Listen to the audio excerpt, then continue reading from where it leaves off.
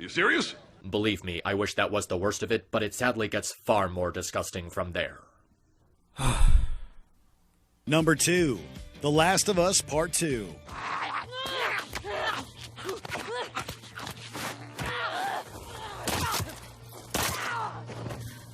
One of the most controversial games in recent history, the follow-up to Naughty Dog's acclaimed zombie drama was beset by scandals before it was even released. Leaks saw the game's closely guarded narrative exposed, while the switch to a female protagonist and rumors of trans characters quickly brought out the most toxic elements of the gaming community. While critics were blown away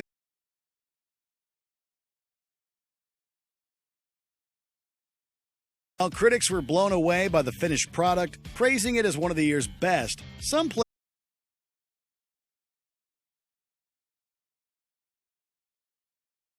players were left cold by the game's new protagonist, Abby. Its lessons about the futility of revenge fell on deaf ears, in part because many players' strong affection for the characters killed by Abby, leaving them unable or unwilling to empathize with her side of the story. Abby!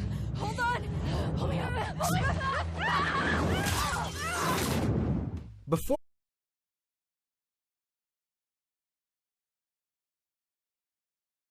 But it also leaves you, the player, asking if you would have done the same thing. Would you be willing to sacrifice humanity's second chance to save your child? Would you be willing to sacrifice someone important to you to save the world? It brings up the psychology of not just Joel, but also the player. It's actually really interesting when you think about it, as it stands for rationality versus irrationality, an ending that actually makes people reflect on themselves. And here comes the sequel to just shit all over that. Not only is Joel killed, but he's swiftly killed in the most brutal and depressing way possible in literally the first 2 hours of the game, as Ellie begs and pleads for his life. And then after that, you're forced to play a good chunk of the game as Joel's murderer, and you're also being forced to sympathize with her. And the cherry on top of this retarded sundae is that while controlling her, you have to smash Ellie's face in while being tempted to slit the throat of her pregnant girlfriend. That's a load of fucked up we'll get to later, but the context that I'm getting from this is that by taking control of Abby, killing Joel, and beating the shit out of Ellie, you are actively retconning the message that you were sending to people with the first game. You're telling them that what Joel did was 100% objectively wrong, and that Ellie is completely wrong for wanting to avenge her father figure. No moral ambiguity, no self-reflection, no questioning your choices, just generic good versus evil that turns Joel and Ellie, the characters that you were supposed to side with in the first game, into the villains for Abby's story. The Last of Us Part 2 doesn't let you think about Joel's decision. Instead, it wants to think for you. It wants you to hate Joel and Ellie because it wants you to side with Abby 100%. And really, why the fuck would I want to side against Joel and Ellie when The Last of Us is entirely about Joel and Ellie? Making it about the cycle of revenge completely invalidates the plot of the first game because it doesn't fit the established tone of the franchise. The Last of Us was a personal story about Joel and Ellie's relationship. What made the first game so special was because of how it revolved around them. We saw everything unfold from their perspective. We were put in their shoes. Their journey is the one that we followed, so obviously people are gonna care if the sequel is suddenly telling us that we have to beat the shit out of them. The first game was about the growth of a surrogate parent and child, building a family and finding a second chance in a world depraved of hope. Making the second game about revenge is just so out of left field, and it doesn't fit with the first game at all. It literally feels like a completely different story rather than a continuation. But if you really want to, let's forget about the first game for a second and try to see this narrative on its own. And even then, it's still crap. It's pretty obvious to tell what they were going for here, trying to make Ellie and Abby the villain of each other's story, to make a scenario where two people would eventually become monsters in pursuit of revenge. The problem is that the way that it's paced and the way that it writes its characters are so terrible and impossible to relate to. If you want a revenge story to be good, you have to make us root for the characters trying to get revenge. But both Ellie and Abby are too unlikable for the player to sympathize with. And when you really look at it, the cycle of revenge isn't even a factor for half the game. Because after killing Joel, Abby isn't being driven by revenge. Her portion of the campaign is completely detached from the incident with Joel and Ellie and holds no relevance to the actual plot. If you want Abby's story to fit into the revenge plot, then we should be controlling her at the start of the game right before her father dies. And instead of just teleporting to the part where she kills Joel, have us control her on her journey to Jackson. That way you might have been able to develop her character a bit more, and give her something to gravitate to. Show her coping with her father's death and learning about the events that led to it. And the message that they're trying to send about how revenge is bad and hurts everyone involved doesn't register because the story is incredibly biased in favor of Abby while shitting over Ellie. Abby got to have her revenge on Joel and she doesn't suffer any consequences for it. She gets out of this completely unscathed and gets to walk away with her friend Lev. Meanwhile, Ellie gets abandoned by her girlfriend, gets her fingers bitten off, ends up completely alone, and isn't able to play her guitar anymore. And she never even got her fucking revenge by letting Abby live. This is supposed to be a game about how revenge is bad, but Abby got everything that she wanted with no repercussions. And in spite of Ellie having every right to have revenge on the person who brutally killed her father figure, she gets demonized and ends up with nothing at the end of the story. Abby is portrayed as such a piece of shit that it makes you want to see Ellie get her revenge even more. And seeing them cop out of it at the last possible second in such a stupid way is just horrible writing. Abby doesn't even learn anything about revenge being bad because she never comes to that conclusion on her own. She was prepared to slaughter both Ellie and Dina and only stopped because Lev told her not to do it. Ellie is entirely right, and yet she's the one who gets the short end of the stick when Abby is such a remorseless psycho. And even beyond that, the motivations are so poorly established and the deaths just feel meaningless. Anyone who cared about the first game is not gonna want to be in control of the character who murdered Joel and then go on to brutalize Ellie. And because of how randomly and horribly Joel is killed, his death is just an afterthought. It means nothing except being a forced motivation for Ellie. On some level, I could see this working as a revenge story if they did enough to make us empathize with Ellie and Abby. Something that makes us want to get their revenge for them. But no, it's just killing each other for the sake of killing each other. And hello, wasn't this series about surviving the zombie apocalypse? With all this talk of revenge and having the story revolve around Ellie trying to kill Abby, the infected aren't even an organic presence in this game. You might as well cut them out of the game entirely because now it's about fighting other groups of people, which quite frankly makes this game way more uncomfortable than what we actually got here. And they certainly wouldn't have come up with a story where we're forced to spend half of the game sympathizing with Joel's murderer. Hey, you remember that random surgeon that you killed at the end of the first game? Did you care about him at all? No, nobody did. But now you have to because it turns out that random surgeon was actually Abby's father.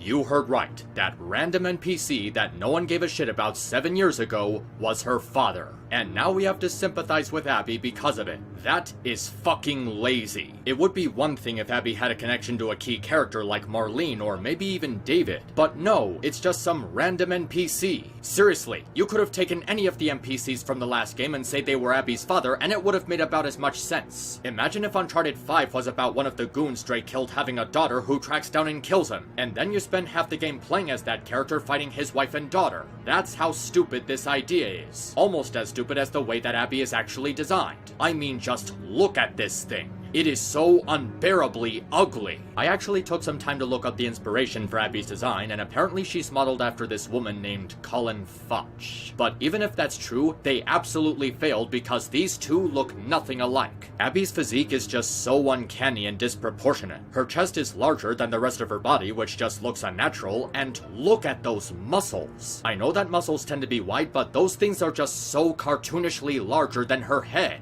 Who the hell would okay a design like this? It's just so cringy and wrong.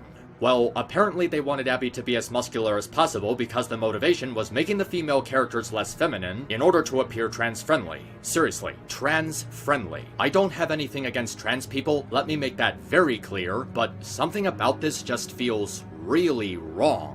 I mean, in the original trailer where Abby was revealed, she actually looked a lot better. She was muscular, but her body was more natural. Her muscles are properly tuned, and her chest wasn't so cartoonishly large. It would have been completely okay to keep Abby's model like this. But somewhere along the way, Neil Druckmann decided that he wanted everything about Abby to be bigger. And I mean really bigger. And not only is this design ugly as hell, it's lazy. Maybe it's just me, but when I first saw Abby's reveal trailer, I actually thought that she was Ellie. I don't know, just something about the way her face is modeled and the way her body is built. It sort of looked like how Ellie would look if she started lifting weights. She could literally just pass as a bigger and more muscular Ellie. And it's such a strange decision that it makes you ask why they would do that. Why the hell would Neil Druckmann take an already okay design for Abby and just want to make it into this muscle-bound freak? More specifically, I'm talking about our female characters.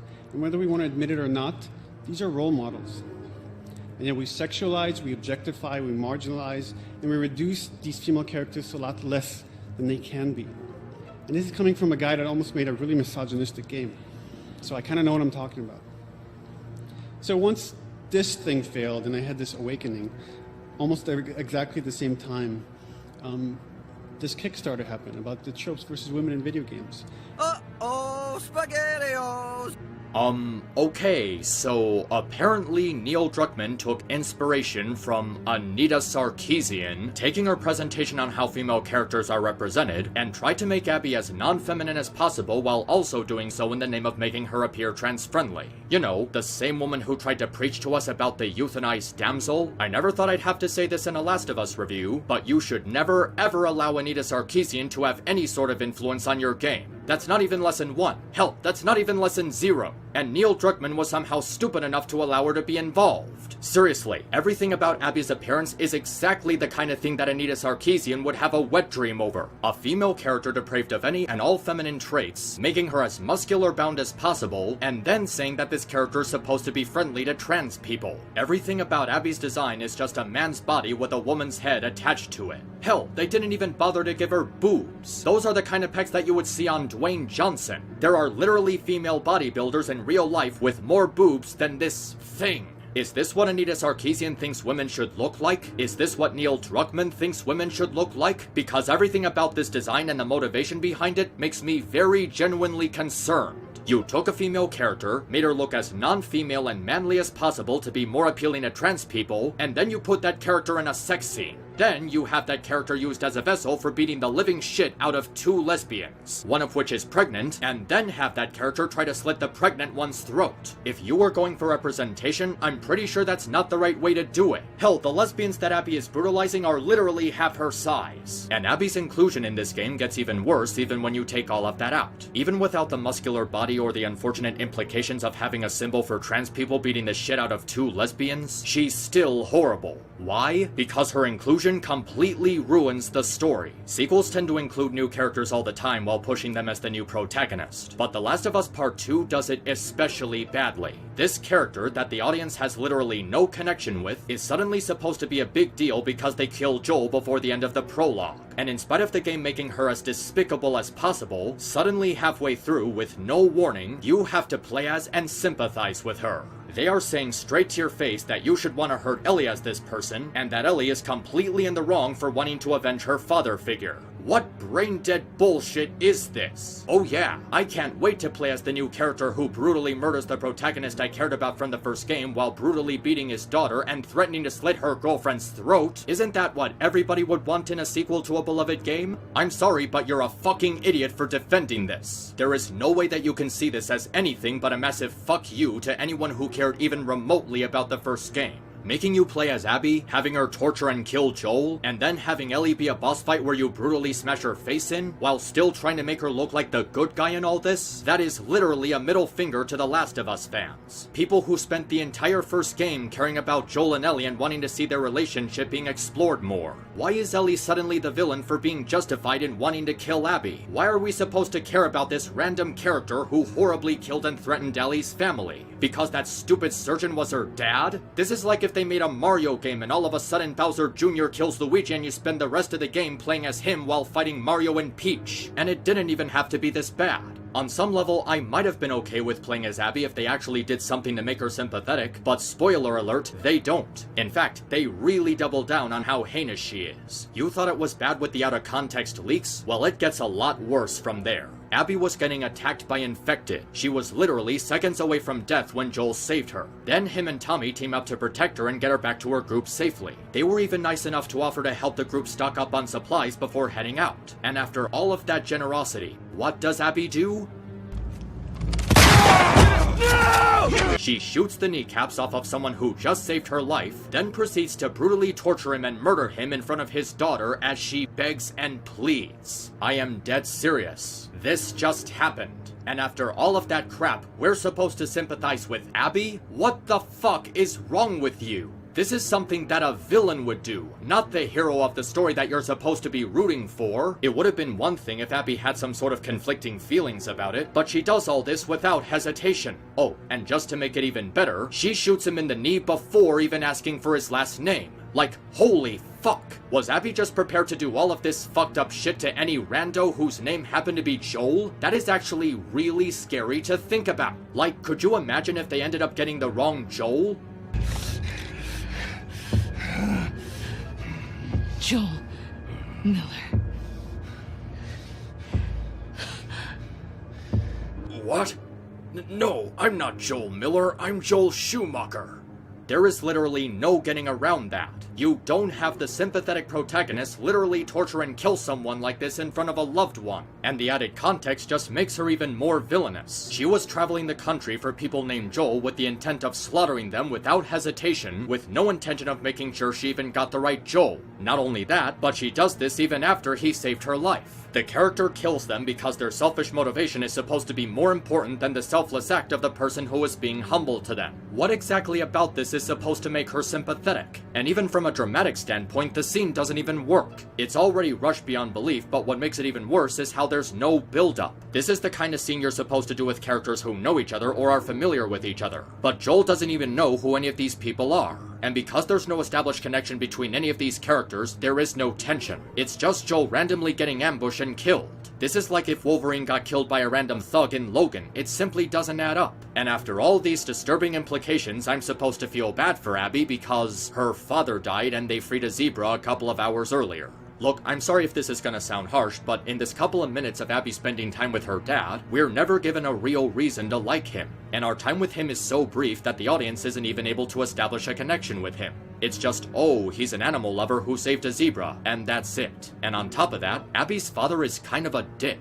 I mean, I get that he's trying to make a cure, but he's clearly trying to rush the situation without considering anyone else about the tough decision. Marlene is clearly uncomfortable with the idea of sacrificing Ellie for a cure, and yet he's really passive-aggressive about pressuring Marlene into just accepting it. He doesn't even suggest they wait till Ellie wakes up to give her a choice. He's completely okay with sacrificing a teenage girl for a vaccine. And the way he asks why Joel should be told about this just makes him look really terrible. He's literally saying that Joel doesn't deserve to know about sacrificing Ellie in spite of the huge possibility they developed a close relationship over the past year. So aside from having very little screen time and personality, he's also being a huge dick about sacrificing a teenage girl and not telling her surrogate father. And because of how quickly he comes and goes, it comes across as an extremely weak motivation for Abby's revenge. This is why Abby should have been playable before they got to Jackson. We could have gotten some flashbacks with her dad that would better explore the connection between the two instead of it just being an excuse to kill off Joel. Are there other reasons to feel bad for Abby? Well, none that I can think of, because given her quarters, she's got a much better life than like 90% of the rest of the people in this post-apocalypse. Seriously, in every other location we've seen in this series so far, they were rotting and failing structures with hardly any sustainable living space. In comparison, Abby has a luxury living space, a library with hundreds of books, high-quality food, and a gym. A fucking gym. In a world where everyone is struggling for survival, Abby and her people are living incredibly privileged lives. Why should I feel bad for her? She's got it better than the rest of the human race. And her campaign is just really boring to sit through. For the entire 5-hour experience, we never learn anything more about Abby as a character, and her story is completely detached from the revenge plot for this shitty faction war. Her personality is as bland as unbuttered toast, and so many of the characters she interacts with are dismissed as quickly as they're introduced. Let me tell ya, did you really give a shit about what's-his-face or whoever this broad was like you cared about Tommy or Tess? Did you really give a shit about Mel and Owen in the same way you cared about Sam and Henry? The story never puts time into developing any of these characters, so they're just cannon fodder for Ellie to kill and aggress Abby. And even after watching all her friends die, I still don't care because they continue to make her an incredibly unlikable character. When the time comes for her to battle against Ellie and she gets attacked by Dina, she's told directly by Ellie that she's pregnant and had nothing to do with the deaths of her comrades. And then, after being told that Dina had nothing to do with Ellie's revenge, and that she's pregnant, she actually threatens to slit her throat. And not only is she threatening to slit her throat, she was going to take pleasure in doing it specifically to spite Ellie. That's despicable. Abby is an actually despicable person, and she doesn't even stop on her own accord. She only doesn't go through with it because Lev told her no.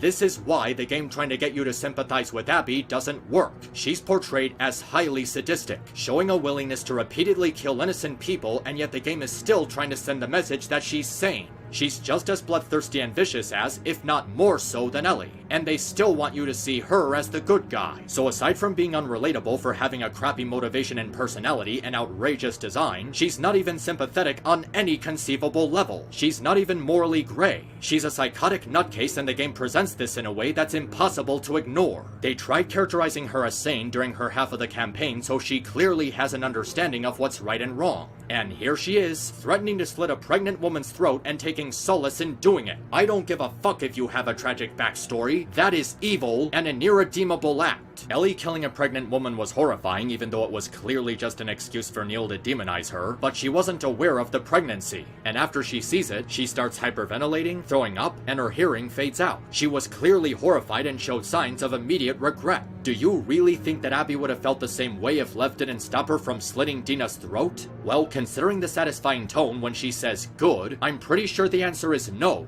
Abby is objectively heinous and potentially evil. Her actions are completely irredeemable to the point that even after seeing her side of the story, we don't care. Her daily life, her friends, and her father don't matter because she has no good qualities. This is a character that we want to see the main protagonist defeat. Someone who by all means is not somebody that the audience should side with. And to see the game go out of its way to glorify her as the just character, while demonizing the protagonist from the first game that we actually care about, is absolutely horrible. You remember how I said earlier that the story doesn't work as a cycle of revenge plot because the story is really biased in favor of Abby? That's the feeling that you get throughout the whole time that you're playing as her, and even during the game's prologue. Abby's portion of the game was made specifically for people who disagree with Joel's decision at the end of the first game.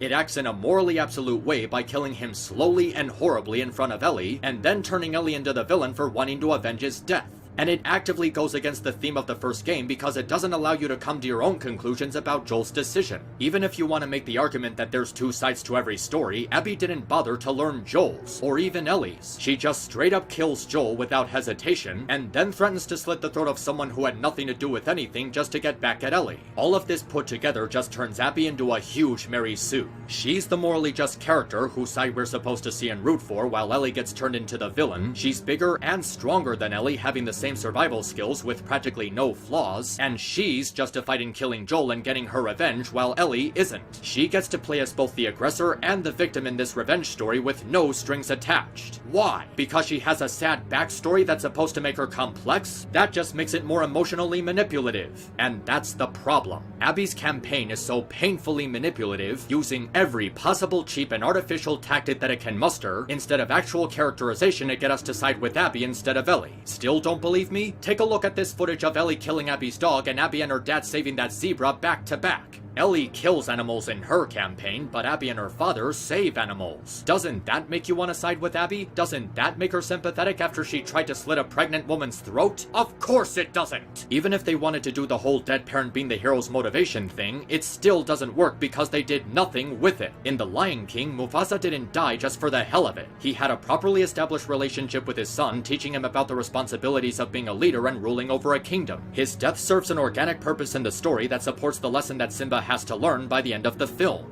Abby's father dies just to give Neil Druckmann an excuse to kill off Joel, and his screen time is so short-lived that we don't get a chance to establish a connection with him, and we don't get to see why his relationship with Abby is supposed to be important. Both characters go through some really shitty stuff, but it's made very apparent which one is less sympathetic and which one the story is being biased towards. It's like they took the grounded setting established in the first game and placed Abby in it specifically to break the rules, and it's for these reasons that she's already become one of the most hated video game characters of all time in such a short amount of time. Nothing about her is salvageable because her very existence was made for the purpose of spiting fans of the first game. She's nothing but a projection for Neil Druckmann's hatred for Joel in this game. Hell, look at this box art for the game's special edition. Joel isn't even on the fucking cover. But do you know who is? Abby, the piece of shit that nobody asked for or gives a shit about that was shoved in the very last minute to meet some kind of messed up agenda. Even the way Abby lets them live, which is supposed to be an act of mercy, just feels forced. She literally murdered her way across the country, destroying everything in her path, and yet she lets these two live because of plot protection. It's so obvious that she's just gonna come back later to finish the job, so why are you letting her live? This is such novice writing material, and to see it come from such a highly anticipated AAA title is embarrassing. And maybe, just maybe, all of this stupid shit might not have been so bad. I dare even say it might have been worth it had the ending not been the biggest fuck you that I've ever seen in a video game. I'm not even kidding, it's worse than Mass Effect 3. So here's how it goes. Tommy and Marlene get divorced after losing his eye because, yeah, this game wasn't depressing enough, so you'd might as well take away Tommy's happy ending as well. He tells Ellie where to find— Damn, mister, you're strong! It's man to you. Thump. The survival duo known as Joel and Ellie, who have relentlessly killed everyone who opposed them in the first game, end up getting killed by a SJW steroid-abusing female who somehow ends up getting a gender reassignment surgery and access to hormones in a zombie apocalypse. The characters that we do care about, like Joel, survived getting shot, fighting clickers, being impaled and subsequently getting infected, only to be clubbed to death with a golf club by a dude/chick. Joel and Tommy, who were previously hunters might I add, all of a sudden introduced themselves and even worse, help an unknown person, which would end up being the roided up empowered edgelord Abby Zilla who they just met. Joel doesn't do anything honourable like sacrifice himself for the greater good or save Ellie. He gets completely humiliated by a roid-raged man with a golf club. Joel dies within 2 hours and you have to play the rest of the game as a roided up mongoloid that nobody cares about. How does this dude/chick Abby getting access to doses of testosterone and growth hormone 20 years into a zombie apocalypse after the world has already collapsed? The Last of Us 2 is gonna sink harder than Joel's face after getting that people's elbow from She-Man herself, Senator Abby Strong. And speaking of that freak, that dude/chick should have used a driver and not a putter. People dislike the man-beast Abby, not because she's trans, but because she's unrelatable and basically impossible to ever empathize with. I'd still hate her if she was a man. I'd still hate her if she was a woman with huge tits. It doesn't matter how she looks. I just dislike her because she's a terrible, written character. Let's suspend our disbelief that this trans person showing up in what's essentially a post-apocalyptic world where most medical resources, scarce as they are supposed to be geared towards survival and not sex changes or hormonal drugs. So whether you are a he,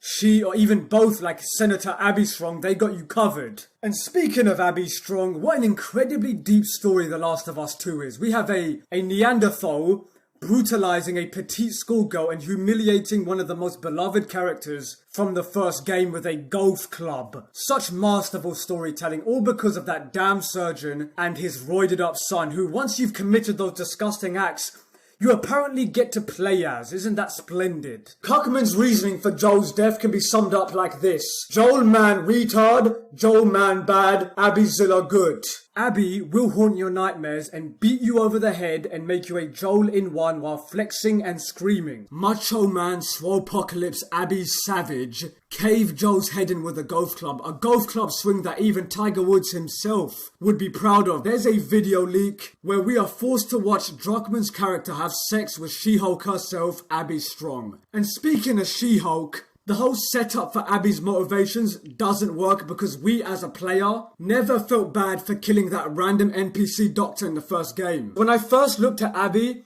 I thought this was a Gears of War character. I thought it was Marcus Phoenix's super swole big brother in the next rated M for Mam Gears game. But unfortunately not. It's the main character of The Last of Us Part 2 that you have to control for the majority of the game. Aren't you excited? If you want to play as a roided up Greta Thunberg to smash your favourite characters into oblivion, that's on you. So the ending is a final fight between Ellie and Cuckman's favourite character, Abby Zilla. When she has the chance to finally kill She-Hulk, she spares her instead. This is all from the new video leaks that dropped last night, so Ellie finds Abby Zilla on a quote, pillar at the very end of the game. Ellie helps her down and they end up fighting in the water. Let's also suspend our disbelief that a woman who's been left emaciated on a crucifixion post for days, who looks like she's about to die to the point where she's lost all of her roided up muscle gains, is somehow able to immediately pin down another person. After Ellie spares Abby Zilla,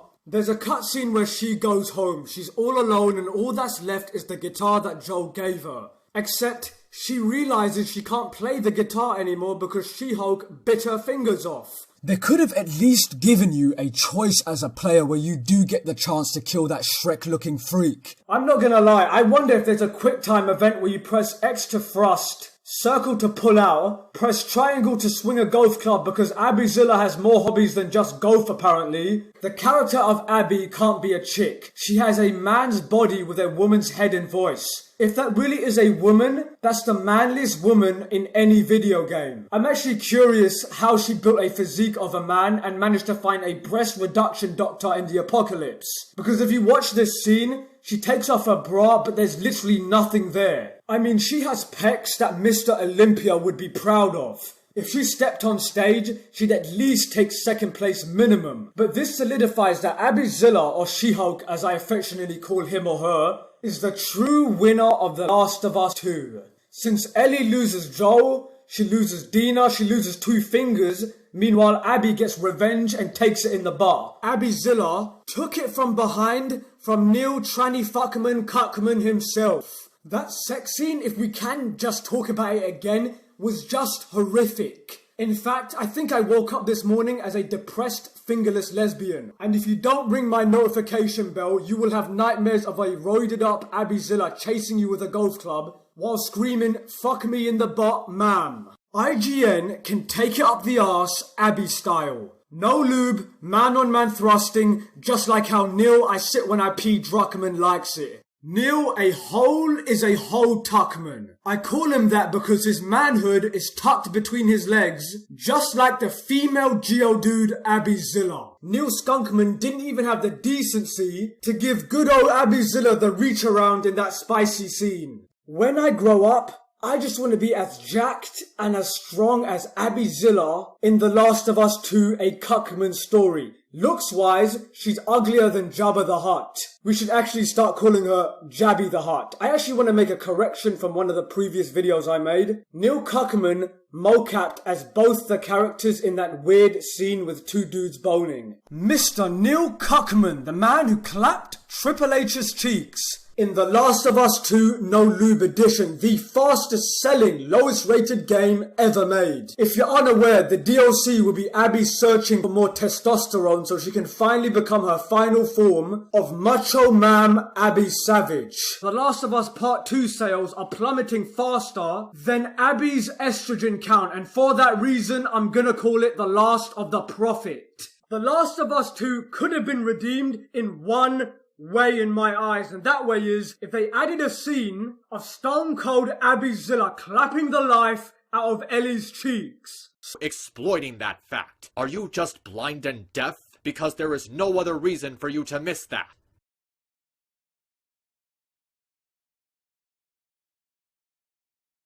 Number 4, Seiryu Ubiquitous, Akamega Kill. Speaking of justice-obsessed freaks, while she might seem all bubbly on the surface, this high-ranking member of the Jaegers lives to deal out death.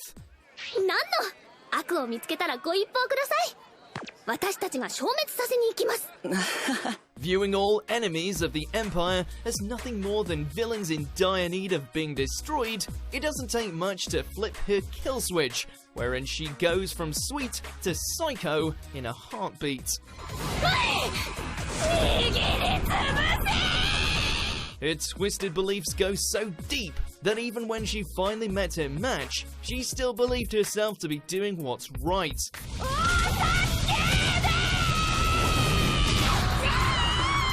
It's just a damn shame she took so many of the Night Raid's best team members with her. Papa, 私、強賊を一人倒したよ。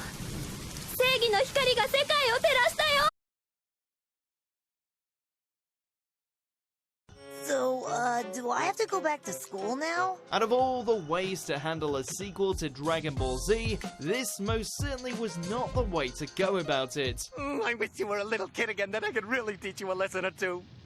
So be it. The train pretty much fell off the rails as soon as our favourite Super Saiyan was reverted back to his kid form as per the original Dragon Ball. Wow, the room got a lot bigger somehow. Goku? Unfortunately, the transformation didn't bring back the prequel's charm. Instead, it signaled the start of a poorly animated, boring, and underwhelming venture that was even more forgotten in the wake of Dragon Ball Super. It's unnatural. I bet you did this on purpose. No, I liked being old. Really, I did. Number Flash towards the film and why it rubs people the wrong way. And on that note, you the hate for this movie is completely deserved for what was done to these children.